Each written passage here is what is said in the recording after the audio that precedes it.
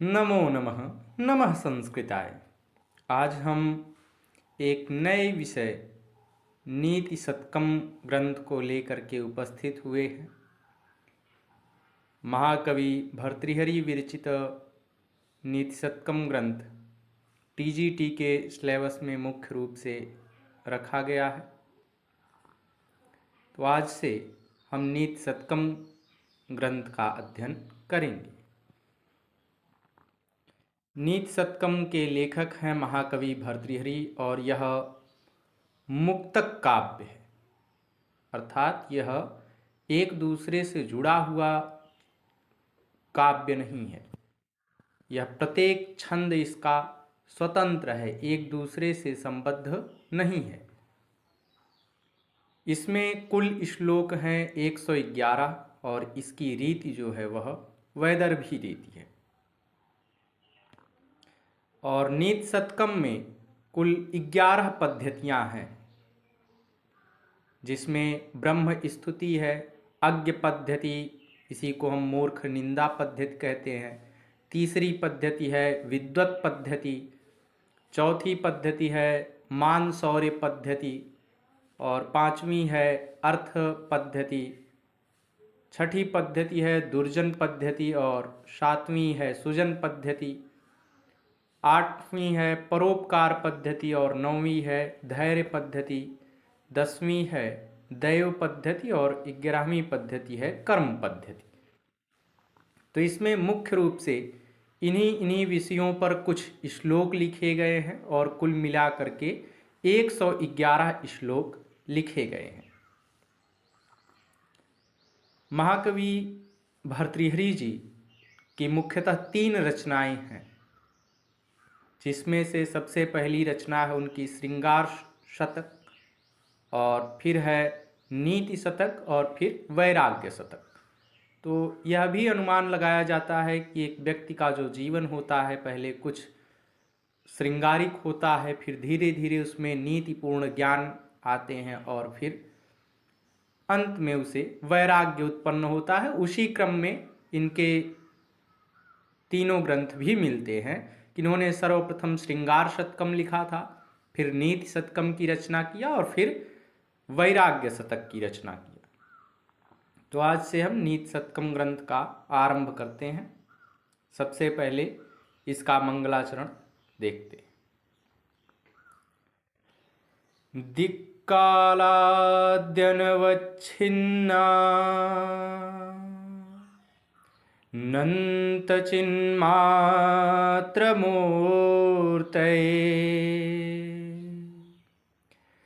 स्वानुभूत्येकमानाय नमः शान्ताय तेजसे। इसका अन्वय है दिक्कालाद्यनवच्छिन्ना नन्तचिन्मात्रमूर्तये स्वानुभूत्येकमानाय नमः शांताय तेजसे। तो शांताय तेजसे नमः।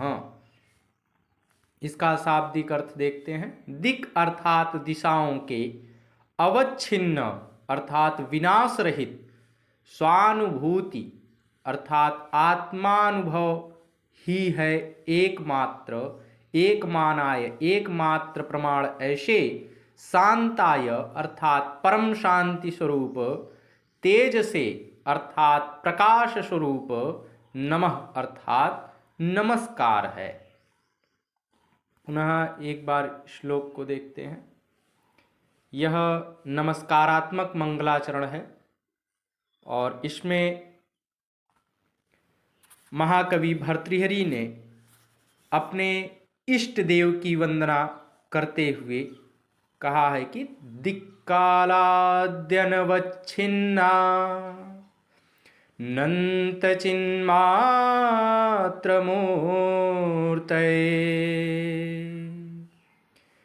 स्वानुभूत्येकमानाय नमः शांताय तेजसे। अर्थात 10 दिशाओं, तीनों कालों में परिपूर्ण, वस्तुमात्र से अपरिच्छिन्न, अनंत और एकमात्र चैतन्य स्वरूप, केवल स्वानुभूति है एकमात्र प्रमाण, ऐसे परम शांति स्वरूप प्रकाश स्वरूप पर ब्रह्म को नमस्कार है। इसकी टिप्पणी में हम बताएंगे कि यह अनुष्टुप छंद में लिखा गया है और इसमें नमस्कारात्मक मंगलाचरण का प्रयोग है और स्वभावोक्ति अलंकार का प्रयोग है। तो इसी मंगलाचरण के साथ नीति शतकम ग्रंथ का प्रारंभ होता है। अब इसमें जो अन्य सभी श्लोक हैं वह किसी न किसी पद्धति से जुड़े हुए हैं, अर्थात मूर्ख पद्धति, निंदा पद्धति, ऐसे ऐसे जितनी कुल 11 पद्धतियाँ हैं उन सभी पद्धतियों के श्लोक मुख्यतः दिए गए।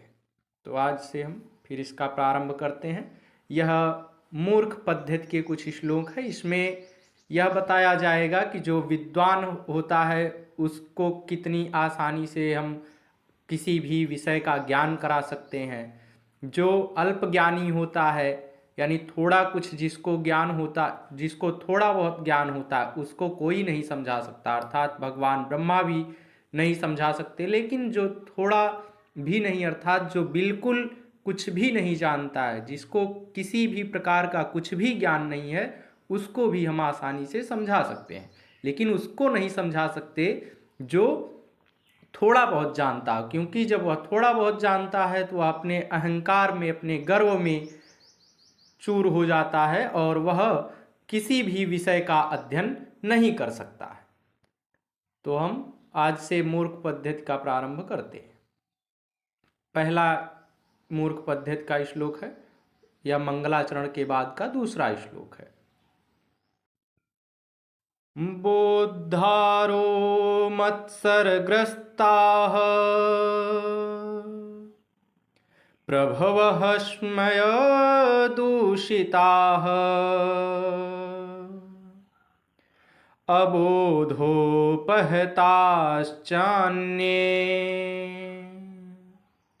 जीर्णमंगे शुभासितम्।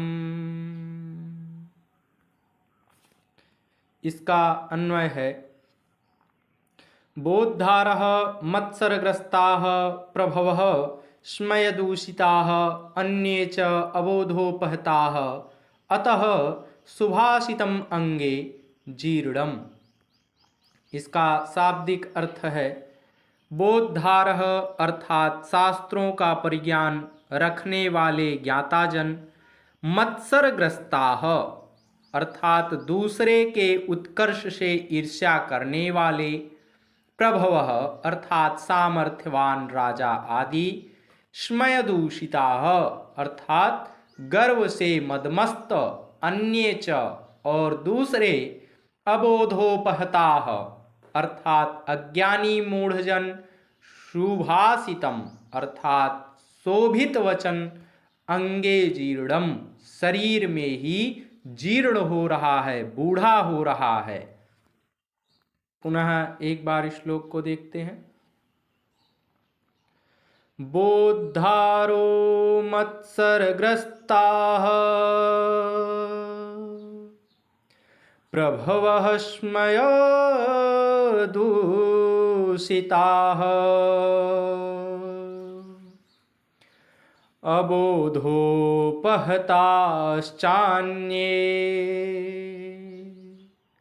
जीर्णमंगे सुभाषितम्।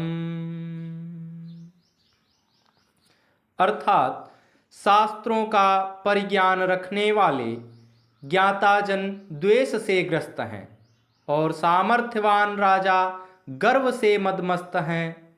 दूसरे लोग जो अज्ञान से मारे हुए हैं, अतः शोभित वचन शरीर के भीतर ही जीर्ण हो रहा है। इस श्लोक में बताते हैं कि जो शास्त्रों का ज्ञान रखने वाले हैं, जो विद्वान जन हैं, जिन्हें शास्त्र ठीक प्रकार से आता है, वो आपसी द्वेष में ग्रस्त हैं, अर्थात हम अपने ज्ञान को उन्हें नहीं प्रदान करेंगे, उनके ज्ञान को स्वतः नहीं लेंगे।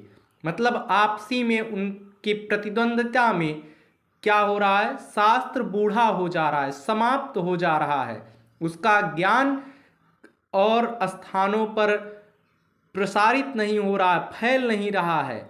और जो सामर्थ्यवान राजा हैं वो अपने गर्व में ही चूर चूर हैं, और जो अज्ञानी जन हैं उनको पहले से ही ज्ञान नहीं है। तो इसलिए जो शोभित वचन है, जो सुंदर वचन है, जो सूक्तियां हैं, वह क्या हो रही हैं, शरीर में ही समाप्त हो जा रही हैं। तो इसकी टिप्पणी में हम बताएंगे कि यह अनुष्टुप छंद में लिखा गया है। तीसरा श्लोक है, अज्ञः सुखमाराध्यः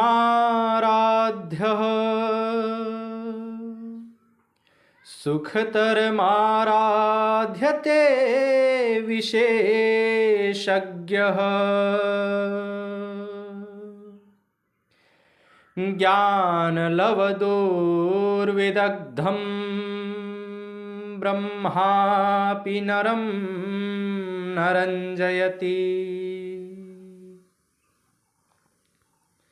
इसका अन्वय है, अज्ञः सुखम आराध्यः विशेषज्ञः सुखतरम आराध्यते ब्रह्मा अपि ज्ञानलवदुर्विदग्धम तम नरम नरंजयति।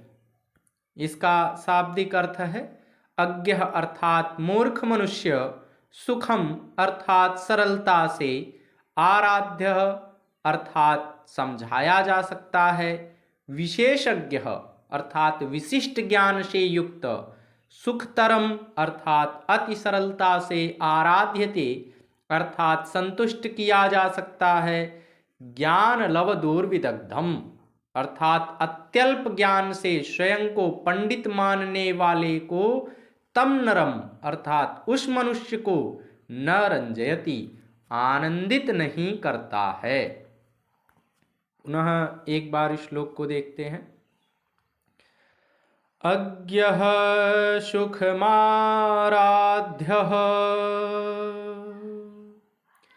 सुखतरमाराध्यते विशेषज्ञः ज्ञानलवदोर्विदग्धं ब्रह्मापि तं नरं नरंजयति। अर्थात अज्ञानी मनुष्य को आसानी से प्रसन्न किया जा सकता है, विशेषज्ञ अर्थात पंडित को तो और भी आसानी से प्रसन्न किया जा सकता है, परंतु ज्ञान के लेस मात्र को पाकर दुर्विदग्ध हुए मनुष्य को ब्रह्मा भी प्रसन्न नहीं कर सकते, तो मनुष्य की तो बात ही क्या है। अर्थात इस श्लोक में महाकवि भर्तृहरि जी कहते हैं कि जो अज्ञानी मनुष्य अर्थात जिसने किसी भी प्रकार का कोई अध्ययन अभी तक नहीं किया है, उसको हम आसानी से, सरलता से प्रसन्न कर सकते हैं। जो विशेषज्ञ होगा, पंडित होगा, ज्ञानी होगा, उसको हम और भी आसानी से प्रसन्न कर सकते हैं।